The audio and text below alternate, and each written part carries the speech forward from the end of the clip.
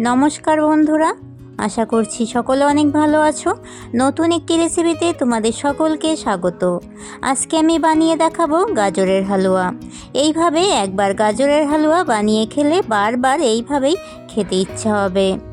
গাজরের হালুয়া করার জন্য এইখানে যেই উপকরণগুলো নিয়েছি তোমাদেরকে সব ভালোভাবে দেখিয়ে দিচ্ছি।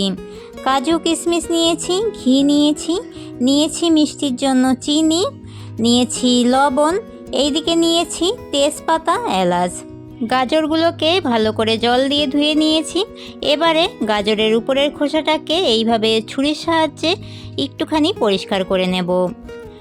তোমরা এইভাবে ছুরির সাহায্যে না পরিষ্কার করতে চাইলে বটির সাহায্যে গাজরের উপরের খোসাটাকে ছাড়িয়ে নেবে, তাহলে হবে।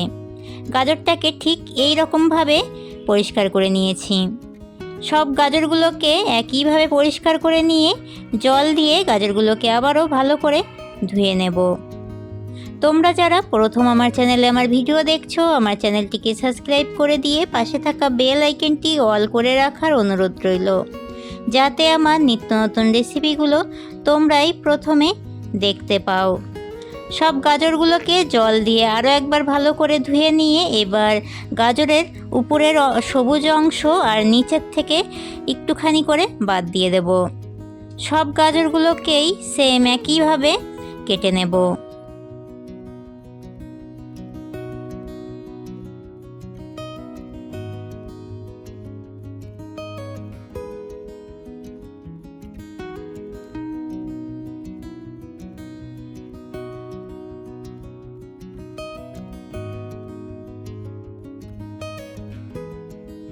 সব গাজরগুলোকে কেটে নেওয়া হয়ে গেছে। এবারে এই দিকে একটা গ্রাইন্ডার মেশিনের সাহায্যে গাজরগুলোকে গ্রেট করে নিতে হবে।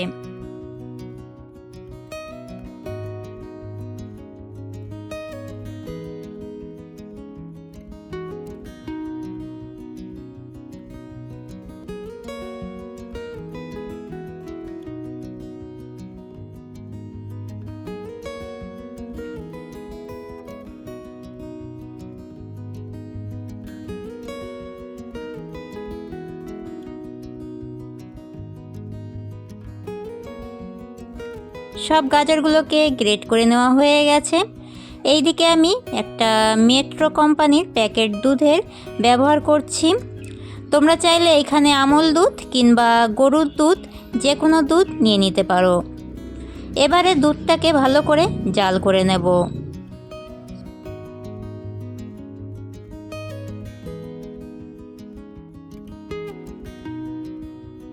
দুধটাকে খুব ভালো করে জাল করে নিয়েছি।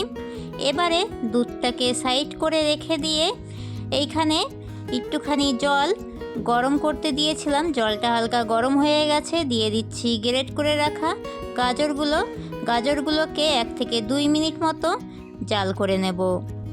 গাজরগুলোকে 1 থেকে 2 মিনিট মতো জাল করে নিয়েছি।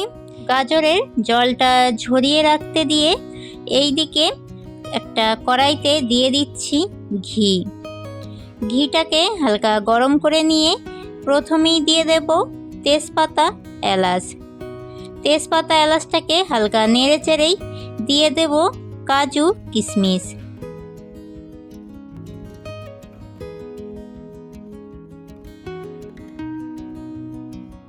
কাজু কিশমিশগুলোকে হালকা ভেজে নিয়েছি। এবারে দিয়ে দেব জল ঝরিয়ে রাখা গাজরগুলো থেকে জলটা খুব ভালোভাবেই ঝরিয়ে নিয়েছি।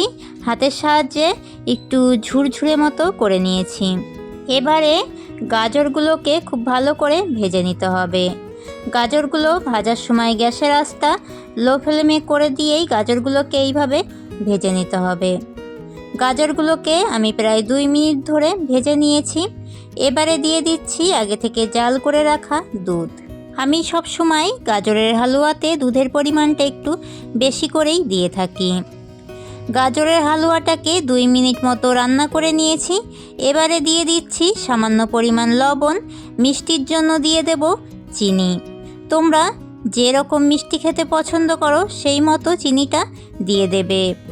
লবণটা মিষ্টির ব্যালেন্সটা একদম ঠিকঠাক রাখে, সেই কারণে লবণের পরিমাণটা একটু কম করেই দিতে হবে।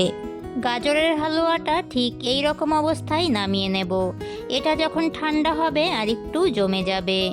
তোমরা যদি একদম শুকনো গাজরের হালুয়া চাও তাহলে দুধের পরিমাণটা কম দিয়ে একদম শুকনো শুকনো করে নামিয়ে নিলেই গাজরের হালুয়াটা একদম শুকনো হয়ে যাবে। আমার এই রেসিপিটি তোমাদের কাছে কেমন লাগলো অবশ্যই একটি লাইক কমেন্ট শেয়ার করে দিয়ে জানিও। আজকের মতো এতটাই। সকলকে টাটা।